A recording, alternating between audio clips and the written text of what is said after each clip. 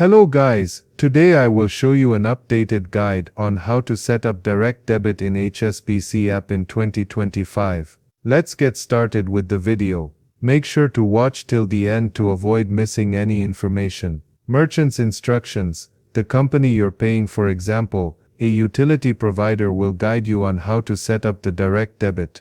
This might involve an online form, a physical form, or a process within their system.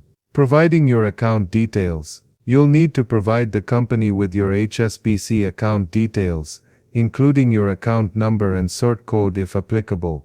Authorizing the merchant. You'll need to authorize the company to debit your account regularly. This is often done by completing a form or through their system, allowing them to take payments from your Hsbc account. Confirming with Hsbc. Once you've authorized the direct debit, you may need to confirm the setup with Hsbc through your online banking or app. Monitoring and managing. You can manage your direct debits through your Hsbc online banking or app, including canceling or amending them. That's all.